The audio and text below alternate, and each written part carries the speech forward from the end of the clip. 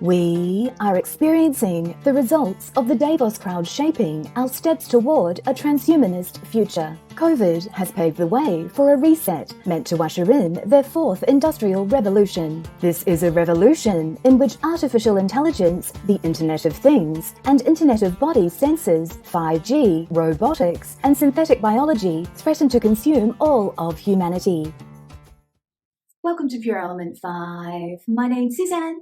And today's epiphany came from seeing that we are experiencing the results of the Davos crowd shaping our steps towards a transhumanist future. COVID has paved the way for a reset meant to usher in their fourth industrial revolution.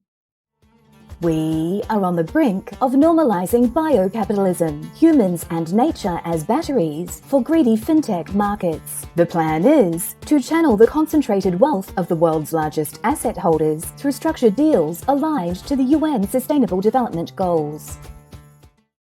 By the end of this video, you'll learn about global food trends. This emerging investment sector runs on poverty and trauma, two things the response to the pandemic has manufactured in abundance.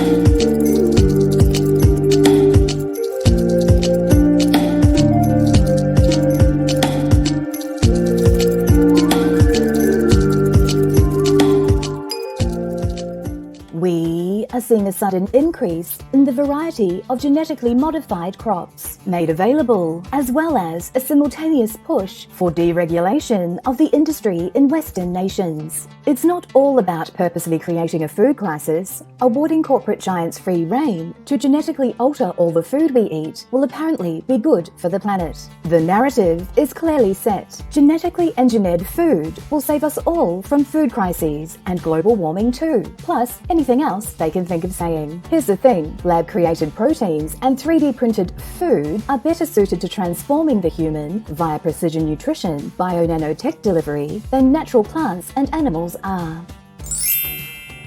In December 2021, Switzerland added an amendment to its moratorium on GMO crops, permitting the use of certain gene editing techniques. In April of 2022, Egypt announced their new strain of genetically modified wheat. In May of 2022, Ethiopia's National Agricultural Biotechnology Research Center announced they had completed research and the country would now be growing genetically modified cotton and maize. Despite Russia's sweeping ban on the cultivation and import of genetically modified crops, they have just launched a 111 billion ruble project to create up to 30 varieties of genetically edited plants and farm animals. Britain's deregulation of GMO food is typically described as a post-Brexit move, with the EU chided around the world for its precautionary principle on GMO crops. And yet, since this time last year, the EU was calling for a rethink on genetically modified crops. The commercial purpose of GMO is not to feed the world or improve farming. Rather, it exists to gain intellectual property, patent rights over seeds and plant breeding, and to drive agriculture in directions that benefit big business. This drive is occurring at the expense of farmers, consumers, and the natural world. It is clear this is why risk assessment of GMOs has been short-circuited and public concerns about them are growing. Until the damaged scientific ethos is rectified, the public is correct to doubt that GMOs should ever have been let out of any lab.